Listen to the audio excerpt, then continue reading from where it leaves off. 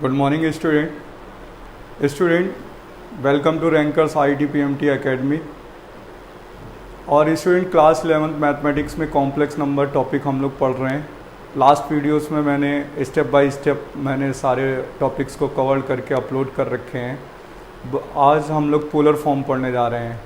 तो बच्चे complex number में पोलर फॉर्म जो होती है उसको अगर कोई पॉइंट है Px, y तो हम उसे पोलर पॉइंट पे अज्यूम करेंगे तो लिखा जाता है PR, थीटा। अब r क्या है? उस पॉइंट की ओरिजिन से डिस्टेंस होती है और थीटा उस पॉइंट का आर्गुमेंट होता है। ठीक है, अब वो पॉइंट भी हो सकता है और वो कर्व भी हो सकता है, क्योंकि पॉइंट जो होता है वो एक किसी भी कर्व का एक स्मॉलेस्ट पार्टिकल होता है। तो हम किसी भी पॉइंट के लिए पोलर फॉर्म का वर्क करने जा रहे हैं तो किस टॉपिक से इसका रिलेशन होता है कि लोकस क्या होता है, पॉइंट क्या होता है और पोलर फॉर्म किस टाइप से लिखी जाती है, मैं वो आपको बताने जा रहा हूँ। तो देखिए, सबसे पहले इसके लिए हमें लोकस पढ़ना पड़ेगा। देखिए, क्योंकि बच्चों को थोड़ा सा लोकस नहीं पता होता है कि लोकस क्या होता है। तो locus is a point Px, y। Locus is a point. बच्चों, लोकस जो होता है एक पॉइंट होता है which has a general equation,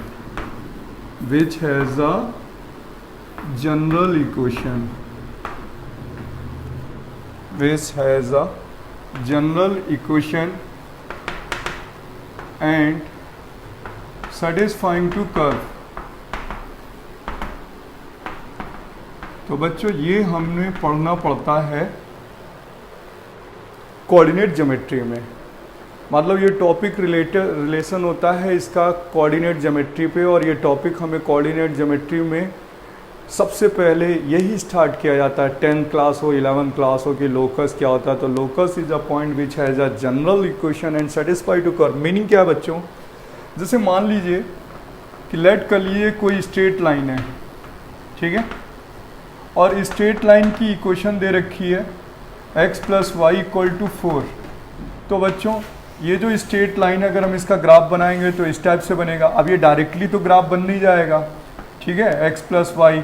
तो ये स्मॉल पार्टिकल से मिलकर बनी होती है। बच्चों, किससे बनी होती है? पॉइंट से मिलकर बनी होती है ये स्ट्रेट लाइन। तो जो यहाँ पर इन पॉइंटों का लोकस है, इस पॉइंट का जो लोकस है वो Px, y है, और इस पॉइंट की ही इक्वेशन है। इस पॉइंट की इक्वेशन क्या है? Equation of this point x + y = 4।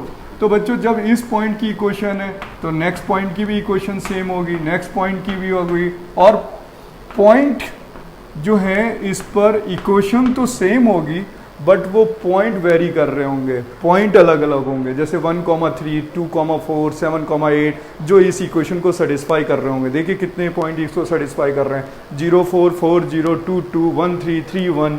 तो वो सारे पॉइंट इस लाइन पे सेटिस्फाई कर रहे हैं। तो बोला जाता है कि locus is a point which has a general equation and satisfy to curve. तो बच्चों, अब इसी के टॉपिक के अकॉर्डिंग अब दूसरा एग्जांपल ले लेते हैं। जैसे कोई और एग्जांपल है, जैसे दिया गया सर्कल। अब सर्कल की इक्वेशन गिवन है बुक में हमें या क्वेश्चन पेपर में कि दिस वन इक्वेशन है।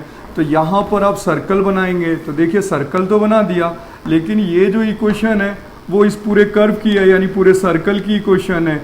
अब इस पॉइंट की भी तो इक्वेशन यही होगी सेम। तो बोला जाता है पॉइंट का लोकस है।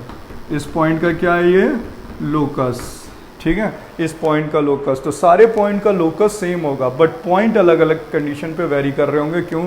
क्योंकि इस सर्कल पे भी इन्फिनाइट पॉइंट्स हम सेटिस्फाई करा सकते हैं। ठीक है बच्चों, तो ये हमें कोऑर्डिनेट ज्योमेट्री में पढ़ना था कि locus is a point which has a general equation and satisfy to curve.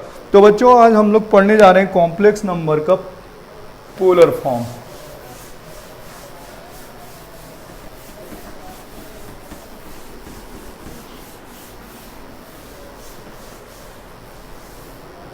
देखिए, तो पोलर फॉर्म, ठीक है, देखिए पोलर फॉर्म में लिखने से पहले हमें इसमें एक्सप्लेन करना पड़ेगा कि ये पोलर फॉर्म किस फॉर्म पे लिखी जाती है। तो बच्चों देखिए, पहले पोलर फॉर्म क्या होती है। सबसे पहले होता है, फर्स्ट होता है बच्चों locus of a point P x, y in the form of P r, theta, where r जो है वो बच्चों डिस्टेंस होता है फ्रॉम ओरिजिन, ठीक है, डिस्टेंस फ्रॉम ओरिजिन, ठीक है। और थीटा क्या होता है, आर्गुमेंट, क्या होता है, आर्गुमेंट ऑफ पॉइंट P, ठीक है। तो locus of a point P x, y in the form of P r, theta. बच्चों जब r, थीटा, तो r क्या होता है, डिस्टेंस फ्रॉम ओरिजिन। आप देखिए सुनिएगा, यहाँ पर बनाते हैं, देखिए ये पॉइंट है कोई P, ठीक है। तो हम इसे xy में अभी लिख रहे थे, अब xy की जगह पर रिप्लेस कर देंगे हम r और थीटा पे। तो यही पॉइंट अब बच्चा r, थीटा पे होगा। तो ये पॉइंट ये दिया गया है, इसको ओरिजिन है 0, 0 और ये इसका आर्गुमेंट है थीटा, और ये देखिए इसकी लेंथ है, ये यहाँ पर ये क्या है, लेंथ है, यानी डिस्टेंस r। तो अब इसको यहाँ पर देखेंगे तो ये r cos थीटा हो जाएगा, x की जगह क्या आ जाएगा, r cos थीटा, y की जगह पे क्या आ जाएगा, r sin थीटा, y की वैल्यू। तो बच्चों यहाँ पर x और y की जगह पे हमें ये वैल्यू यूज़ करनी होगी। तो पॉइंट क्या बन जाएगा, देन उस समय पॉइंट बन जाएगा x, y इक्वल टू यहाँ पर होगा P r cos theta, r sin theta. तो बच्चों जो पोलर पॉइंट होते हैं वो x और y में ना हो करके r और थीटा फॉर्म में होते हैं। किस पॉइंट पे किस फॉर्म पे होते हैं बच्चों, पोलर पॉइंट। इसे बोला जाएगा पोलर पॉइंट और इसे बोला जाएगा कोऑर्डिनेट पॉइंट यानी वर्टेक्सेस, ठीक है। अब यहाँ पर r cos theta, r sin theta, ये पोलर पॉइंट आ गया। अब जो भी इक्वेशन हमें गिवन होगी वो r cos theta, r sin theta form में दी गई होगी, वेयर r क्या है, distance from origin and theta argument of point P। तो अब बच्चों देखो हम कोई भी इक्वेशंस को लिख सकते हैं, देखिए जैसे किस फॉर्म पे लिखना होता है।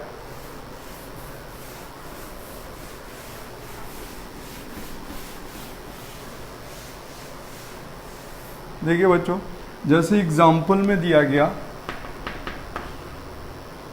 कि x² plus y² equal to r² है और ये इक्वेशन ऑफ सर्कल है बच्चों। अब सर्कल में अगर हम इसका डायग्राम बनाएंगे तो यहाँ पर ये डिस्टेंस हो गई ओरिजिन से और ये P पॉइंट है लोकस x, y, ये लोकस है बच्चों। अब हम देख रहे हैं कि ये 0, 0 है, इसकी रेडियस r है, तो ये रेडियस r हो गई और ये थीटा आर्गुमेंट हो गया। अभी बच्चों थीटा आर्गुमेंट है तो इसका कंपोनेंट होगा r cos थीटा और वर्टिकल कंपोनेंट होगा r sin थीटा। तो ये वैल्यू x हो गई, y हो गई और ये x हो गई। अब इस पे पुट कर दीजिए तो यहाँ पर आ जाएगा x की जगह पे r cos थीटा, y की जगह पे r sin थीटा। तो बच्चों अब लोकस ये बोला जाएगा, P का लोकस हो गया r cos theta, r sin theta. तो अब इस पर देखिए पुट कर देते हैं, देखिए सेटिस्फाई करेगा x² plus y² equal to r²। Put करिए, x ये क्या आ जाएगा, r² cos² theta plus r² sin² theta, r² common ले लीजिए और ये वैल्यू हो जाएगी 1, राइट बच्चों। तो यहाँ r² ये 1, देखिए सेटिस्फाई कर रहा है। तो जितने भी पॉइंट r और थीटा फॉर्म में लिखे जाते हैं वो बच्चे होते हैं पोलर पॉइंट। लोकस होता है ए भी एक कर्व का, ठीक है। अब मैं आगे पढ़ता हूँ कि कॉम्प्लेक्स नंबर पे पोलर फॉर्म को कैसे रिप्रेजेंट किया जाता है।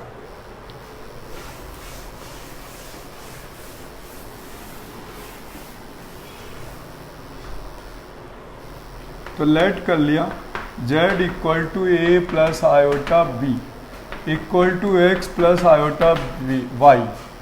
अब जब बच्चों हम इस कॉम्प्लेक्स नंबर को जब रिप्रेजेंट करते हैं r cos theta plus y iota of sine theta, तो this is the equation, this equation is represent polar form of any complex number. बच्चों कोई भी कॉम्प्लेक्स नंबर हमें गिवन है z equal to a plus iota b या x plus iota y form में, तो अगर हम उसे r और थीटा के टर्म में शिफ्ट कर देते हैं तब वो बन जाती है पोलर फॉर्म। इसको कोऑर्डिनेट यानी आर्गन प्लेन यानी कॉम्प्लेक्स प्लेन पे देख लेते हैं कि कॉम्प्लेक्स प्लेन पे कहाँ से बनता है। तो बच्चों ये कोई कॉम्प्लेक्स प्लेन है जिसे हमने बताया थी कि आर्गन प्लेन बोलते हैं।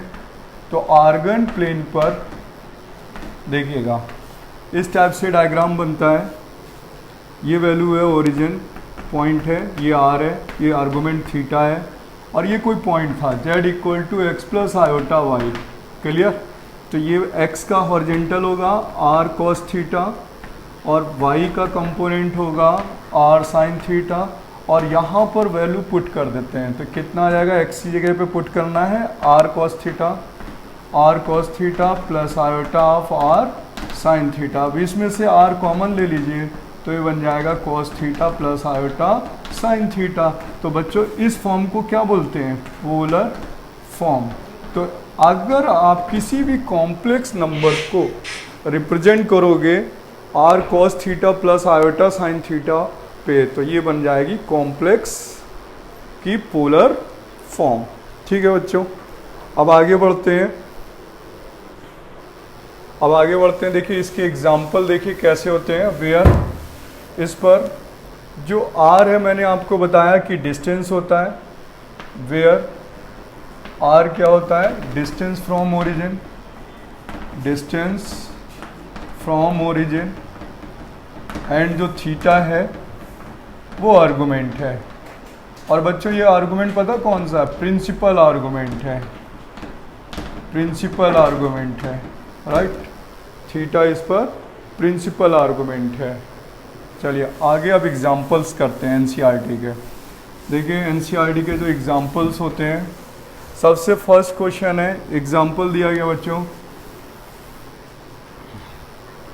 एग्जाम्पल है कि z equal to 1 plus iota change into polar form. ठीक है, ये एनी कॉम्प्लेक्स नंबर है बच्चों, ये एनी कोई कॉम्प्लेक्स नंबर है और इसे पोलर फॉर्म में चेंज करना है। तो हम सबसे पहले इसे कॉम्प्लेक्स नंबर में चेंज करने के लिए लेट करेंगे। बच्चे इसे लेट कर लेंगे कि z equal to 1 plus iota equal to r cos theta plus iota sin theta, any polar form है। ये लेट कर लिया। अब बच्चों यहाँ पर देखते हैं कि 1 प्लस आयोटा इक्वल टू हो जाएगा r cos theta plus half iota sin theta. और बोथ साइड क्या करने वाले होते हैं, बोथ साइड हम लोग कंपैरिजन कर देते हैं। ठीक है, क्या कर देते हैं बच्चों, कंपेयरिंग कर देते हैं रियल एंड इमेजिनरी कोफिशिएंट। ठीक है, कोफिशिएंट।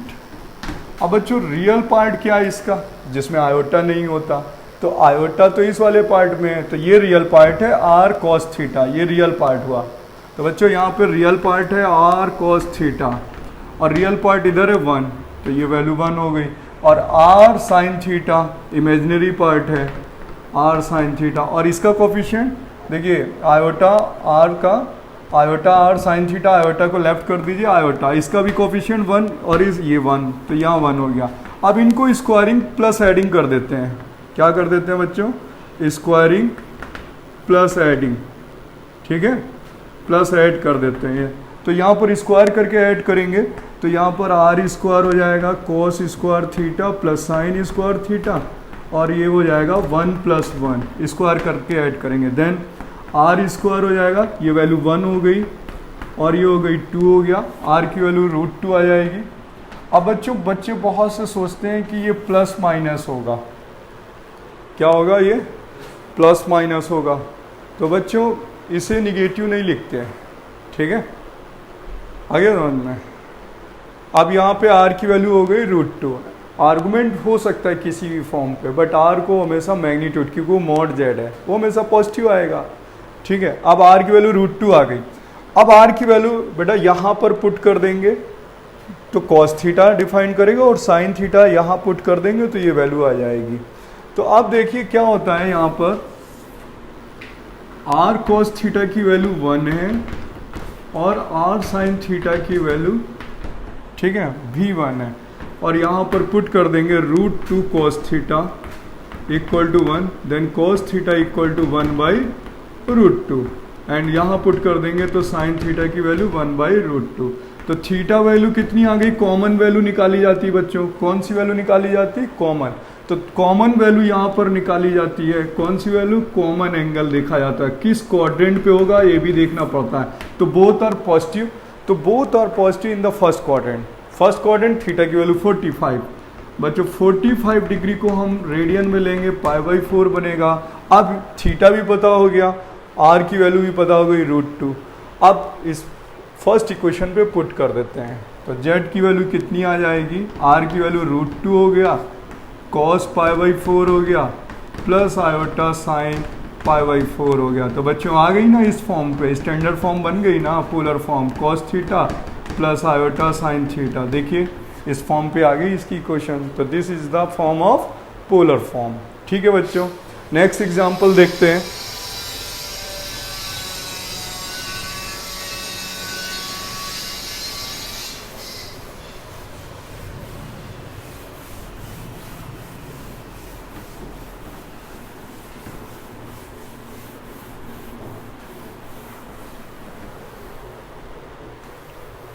देखिए नेक्स्ट एग्जांपल है, एनसीईआरटी का क्वेश्चन दिया गया है बच्चों। सबसे पहले दिया गया है 1 माइनस आयोटा, 1 माइनस आयोटा √3 लेता हूँ बच्चों मैं। क्वेश्चन ये एनसीईआरटी से नहीं ले रहा हूँ, ये क्वेश्चन एनसीईआरटी से नहीं है, मैं एक्स्ट्रा बता देता हूँ। 1 माइनस आयोटा √3। बच्चों अगर हम बात करें x की वैल्यू 1, y की वैल्यू √3, सेकंड क्वाड्रेंट पे हुआ। सेकंड क्वाड्रेंट पे अगर हम देखेंगे तो 180 से कम होगा इसका आर्गुमेंट। तो निकालने के लिए जो एनसीईआरटी का प्रोसेस है, मैं वही प्रोसेस बता रहा हूँ आपको।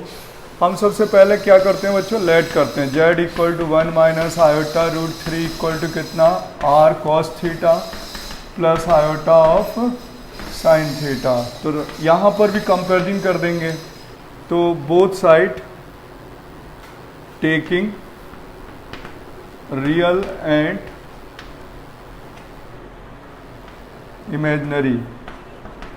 Imaginary coefficient. ठीक है, तो रियल पार्ट कितना बच्चे, r cos theta, r cos theta real part है, तो r cos थीटा की वैल्यू इधर पे r cos थीटा, इधर पे 1 है, इक्वल टू 1 हो गई। इधर r sin theta imaginary part है, तो इधर कितना है, -√3 है। तो बच्चों स्क्वायरिंग प्लस एडिंग कर देते हैं। क्या करना होता है, स्क्वायरिंग, ठीक है, प्लस एडिंग। तो यहाँ पर स्क्वायर करके ऐड करने वाले हैं, then it comes out cos square theta plus cos square theta, ये 1 + 3, और r square, this is a value of 1 4, r की वैल्यू 2, क्या निकल आया, इसका मॉडुलस फाइंड हो गया। अब दूसरा पॉइंट होता है कि थीटा की वैल्यू निकालते हैं।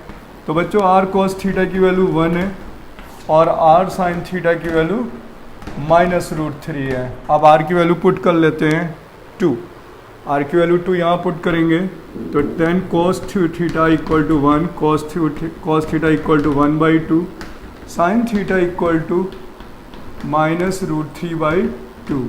तो बच्चों ये देखिए किस क्वाड्रेंट पे जा रहा है, फोर्थ क्वाड्रेंट पे जा रहा है। किस क्वाड्रेंट पे जा रहा है बच्चों ये, ठीक है, ये फोर्थ क्वाड्रेंट पे जा रहा है। बच्चों इसके पहले मैंने बताया था कि ये शायद सेकंड क्वाड्रेंट पे है, तो सेकंड क्वाड्रेंट पे नहीं है, ये किस क्वाड्रेंट पे है, फोर्थ क्वाड्रेंट पे, क्योंकि मैंने फोकस किया कि इधर माइनस लगा हुआ है। ठीक है, तो आपका ये किस क्वाड्रेंट पे है बच्चों, थीटा किस क्वाड्रेंट पे है, फोर्थ, क्योंकि cos पॉजिटिव है और साइन निगेटिव है। तो ये बच्चों फोर्थ क्वाड्रेंट पे है। ठीक है।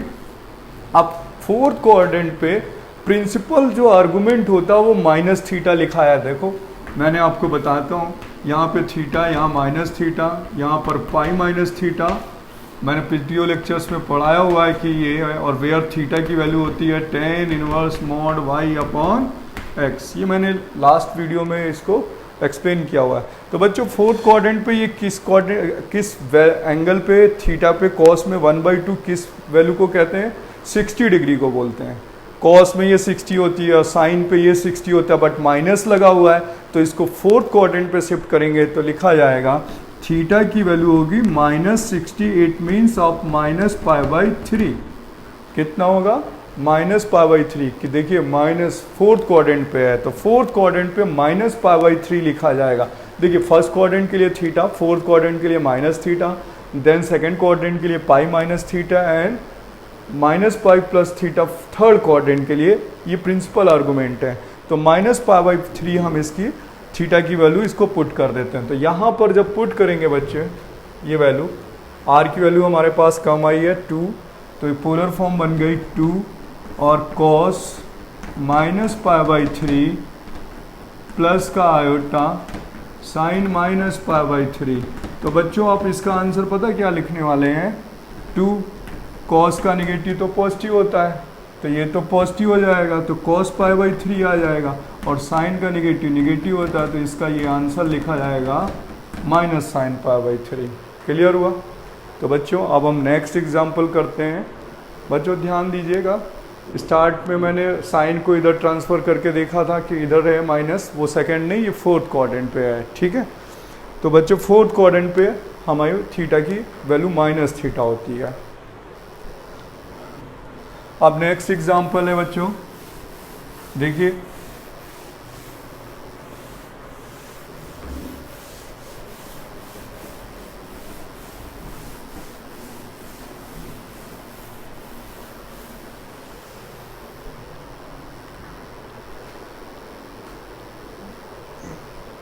बच्चों एग्जाम्पल 8 है एनसीईआरटी का।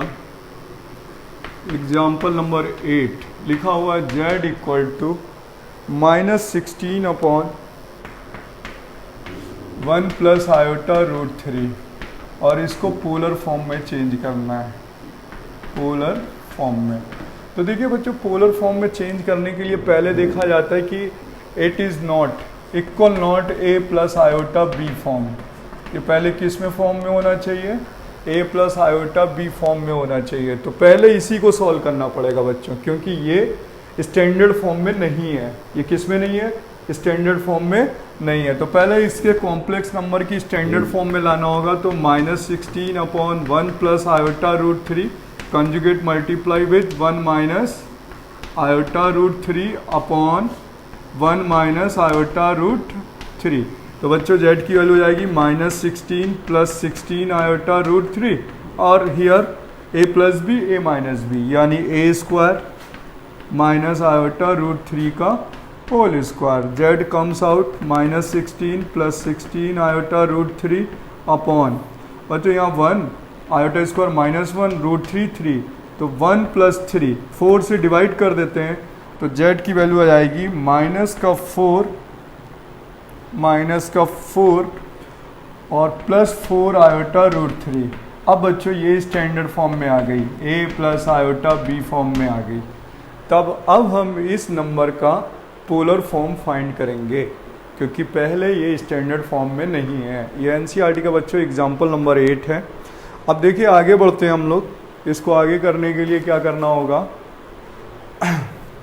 लेट कर लेते हैं z equal to -4 plus 4 iota √3 equal to r cos theta plus iota r sin theta. अब बच्चों यहाँ पे कितना वैल्यू आएगा? Real part r cos theta real part हो गया, तो इसका रियल पार्ट -4 हो गया। इमेजनरी पार्ट कितना आएगा? r sin थीटा, और वो हो गया 4√3। तो बच्चों ये रियल पार्ट है और ये उसका इमेजनरी पार्ट है।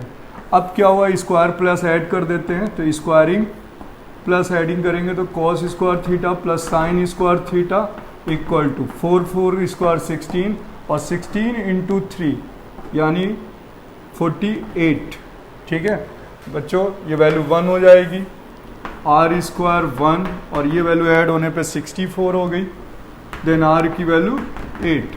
अब आर की वैल्यू हम यहाँ पे पुट करें देन कॉस थीटा फाइंड हो जाएगा, यहाँ पुट करें तो साइन थीटा, तो कॉस थीटा की वैल्यू आ जाएगी -4/8 यानी -1/2, ठीक है बच्चों, और साइन थीटा की वैल्यू हो जाएगी 4/√3 अपॉन 8 यानी साइन थीटा की वैल्यू हो जाएगी √3/2। अब बच्चों ये देखिए ये नेगेटिव है और ये पॉजिटिव, कौन सा क्वाड्रेंट है, cos negative sine positive, second quadrant है, सेकंड क्वाड्रेंट है, सेकंड क्वाड्रेंट।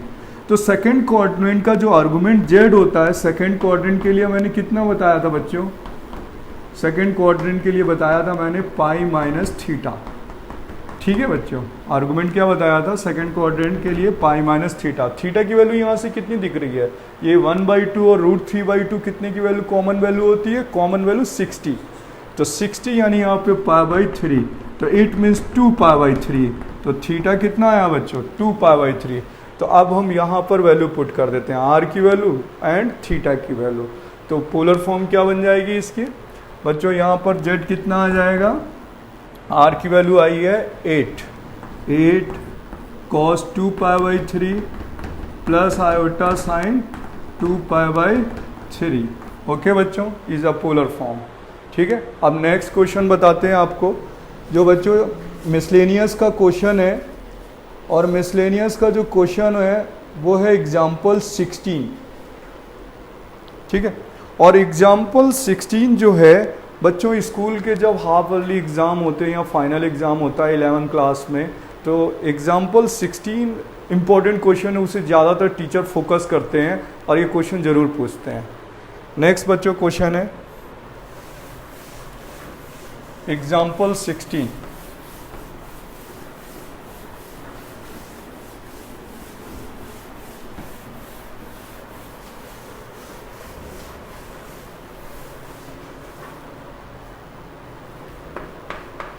NCERT का एग्जाम्पल 16, देखिए इसमें दिया गया है बच्चों z इक्वल टू है iota -1 upon cos π/3 plus iota sine π/3। ये भी बच्चों कॉम्प्लेक्स नंबर की स्टैंडर्ड फॉर्म पे नहीं है, यानी a plus iota b form पे ये नहीं है। देखिए ये कॉम्प्लेक्स नंबर की स्टैंडर्ड फॉर्म पे नहीं लिखा है, तो पहले हम इसकी वैल्यू को एक्सप्लेन करेंगे कि ये a plus iota b form में शिफ्ट होगा, फिर देन इसे चेंज करेंगे पोलर फॉर्म पे। तो देखिए इसे करना कैसे है, सबसे पहले cos π/3 की वैल्यू लिखते हैं और sin π/3 की वैल्यू लिखते हैं। तो आयोटा -1 ये वैल्यू होती है बच्चों 1/2 प्लस आयोटा √3/2, राइट। 2 को डिनोमिनेटर से न्यूमरेटर में शिफ्ट कर देते हैं, it comes up 2 iota minus का 2, और बच्चों यहाँ आ गया 1 प्लस आयोटा √3, तो रेशनलाइज यानी कंजुगेट मल्टीप्लाई कर देते हैं, 1 माइनस आयोटा √3 1 माइनस आयोटा √3, तो it comes out multiply with 2 iota minus 2√3 iota square, then -2 and minus minus plus 2 iota √3। बच्चों डिनोमिनेटर पार्ट क्या है, a plus b a minus b, a plus b a minus b, यानी a square minus b square, तो it comes 1 square minus iota √3 का whole square, it comes, देखिए पहले real part ये इमेजनी part है, यहाँ पर आयोटा स्क्वायर की वैल्यू -1 हो जाएगी, आयोटा स्क्वायर की वैल्यू -1, तो इट कम्स 2√3 -2, ये माइनस माइनस बच्चों प्लस हो जाएगा और -2 इज अ रियल पार्ट। अब आयोटा पार्ट कौन सा है, हियर 2 और हियर 2√3, तो बच्चों 2√3 प्लस 2 सेपरेट कर लिया गया, रियल और इमेजिनरी पार्ट। आयोटा स्क्वायर की वैल्यू -1 बच्चों रियल हो गया, ये भी रियल पार्ट हो गया, ये 2 आयोटा एंड इमेजिनरी पार्ट, ये 1 आयोटा स्क्वायर -1 एंड 3, तो बच्चों यहाँ पे 2 कॉमन ले लें, √3 -1 प्लस 2 कॉमन ले लेते हैं, √3 प्लस 1 अपॉन 4, 2 कैंसिल हो गया बच्चों, तो यहाँ आ गया √3 -1/2 प्लस आयोटा √3 + 1/2। अब बच्चों ये फॉर्म आ गई a + आयोटा b फॉर्म, समझ में आ गया? स्टैंडर्ड फॉर्म बन गई। क्या बन गई? स्टैंडर्ड फॉर्म बन गई। अब हमें इसे चेंज करना है पोलर पे, तो अब हम इसे लेट करेंगे बच्चों, लेट करेंगे √3 - 1/2 + √3 + 1/2 और आयोटा इक्वल टू क्या लेट करते हैं पोलर पे? r cos theta plus iota r sin theta. अब बच्चों बोथ साइड हम कंपैरिजन करेंगे, रियल पार्ट और इमेजनरी पार्ट। तो पहले रियल पार्ट क्या होगा इसका? Real part r cos theta, तो r cos थीटा की वैल्यू होगी √3 - 1/2 होगी, मतलब ये रियल पार्ट है, ये रियल पार्ट हो गया। अब इमेजनरी पार्ट लेते हैं, r sin थीटा की वैल्यू √3 + 1/2, ये इमेजनरी पार्ट हो गया।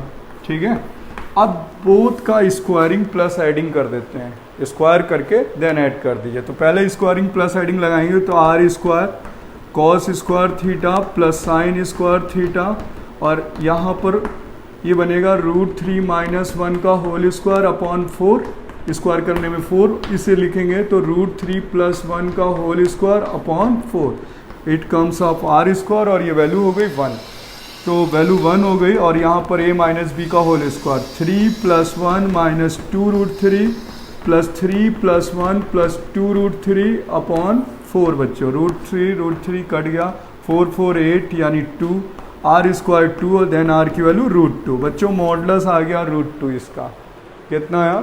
√2। अब हम इसका क्या फाइंड करेंगे? आर्गूमेंट। अब r की वैल्यू हम √2 पुट कर देते हैं, r की वैल्यू √2 यहाँ पुट कर देते हैं, r की वैल्यू √2 यहाँ पुट कर देते हैं। तो बच्चों इसका जो पोलर फॉर्म है वो cos थीटा और sin थीटा की वैल्यू पे कैसे शिफ्ट करेगा ये देख लेते हैं। देखिए आगे पढ़ते हैं, देखिए r की वैल्यू अगर हम पुट करते हैं cos थीटा पे, तो r cos थीटा यानी √2 cos थीटा इक्वल टू √3 - 1/2 बच्चों, ये वैल्यू हो जाएगी cos theta √3 - 1/2 √2, and sin theta हो जाएगा देन √3 + 1/2 √2। तो बच्चों अब बच्चों ब्रेन पे ये बात आती है कि ये वैल्यू किसकी है? अब वैल्यू आपने एनसीईआरटी की जब ट्रिग्नोमेट्री का 3.3 एक्सरसाइज किया तो उसमें हम लोग ने वैल्यू निकाली थी sin a + b की हेल्प से और sin a - b की हेल्प से 15 degree, sin 15 degree, sin 75 degree, sin 105 degree. तो अगर हम बात देखें तो ये √3 + 1/2 √2 है। साइन कॉस में तो जब हम cos a + b का फॉर्मूला लगाते हैं तो उस पर आता है माइनस का term, cos a cos b - sin a sin b, but sine पे देखते हैं तो उसमें क्या आता है? sin a cos b + cos a sin b। तो यहाँ पर ये देखें कि ये sin 75 की वैल्यू बताएगा। किसकी वैल्यू बच्चों? sin 75। अब sin 75 डिग्री की वैल्यू है तो थीटा का जो कॉमन वैल्यू है वो 75 डिग्री कॉमन वैल्यू हुई। बच्चों कौन सी वैल्यू लिखी जाती है? Common value. तो इसे रेडियन में बदलेंगे तो 5π/12 आ जाएगा। ठीक है, कितना आ जाएगा? 5π/12 आ जाएगा। अब इसे किस पे लिखना है? पोलर फॉर्म पे। तो पोलर फॉर्म ये रही r की वैल्यू, तो इसका पोलर फॉर्म आ जाएगा r cos theta plus iota sine theta. तो r की वैल्यू √2 आई है, cos थीटा की वैल्यू 5π/12 आ जाएगी, प्लस आयोटा साइन 5π/12 आ जाएगी। क्लियर बच्चों? तो ये हो गए एनसीईआरटी की प्रोसेस थ्योरी, और मैंने आपको एनसीईआरटी के मेन एग्जाम्पल आपको पोलर फॉर्म पे बता दिए बच्चों। लेकिन आरडी में कुछ ऐसे क्वेश्चंस हैं, आप आरडी करेंगे तो थोड़ा वो उसमें वेरिएबल फंक्शन भी हैं, जैसे वो tan के टर्म पे दिया गया है। तो मैं आपको आरडी के टर्म के क्वेश्चंस भी बताता हूँ कि आरडी में किस टाइप के क्वेश्चन हैं बच्चों।